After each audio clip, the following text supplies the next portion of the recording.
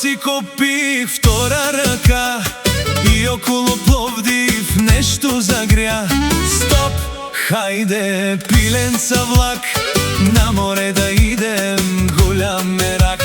Стоп, хайде, пиленца влак, на море да идем, голям мерак. Хайде на Смокиня, на Каваци, на Градина, айде на топло, 2-3 дена на Созопол. Хайде на Слънчака, Свети Влас те чака.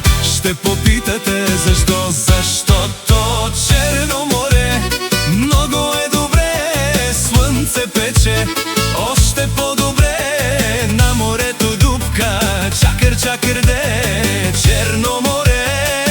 Защото аз съм добре, ти си добре, той е добре и те са добре, жената е добре, децата са добре на Черно море.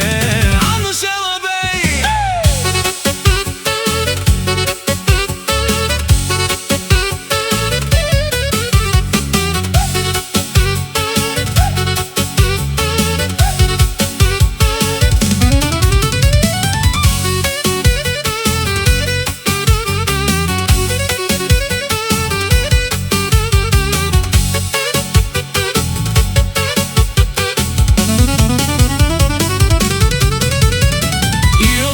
Сливен нещо стана, мамата си трака, влака загря.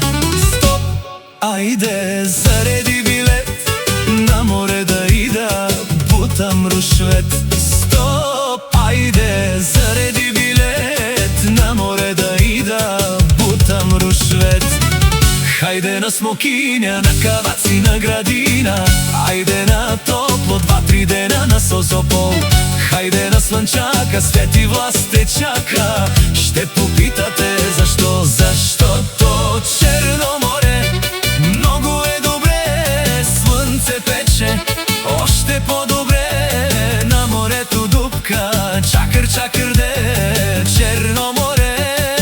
Защото аз съм добре, ти си добре, той е добре и те са добре, жената е добре, децата са добре на Черно море.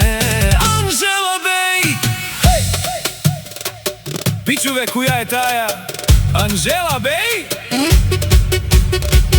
Ама чакай де, няма ни дей бе! Да, ти моето момиче, ела си битец у майне бунгало. Аз съм твоя човек! Жената ми прати билет за самолет, за да се прибера до след обяд. Аз го продадох и го изпих, на море останах и се затрих. Хайде на Смокиня, на Каваци, на Градина, айде на топло, 2-3 дена на Созопол.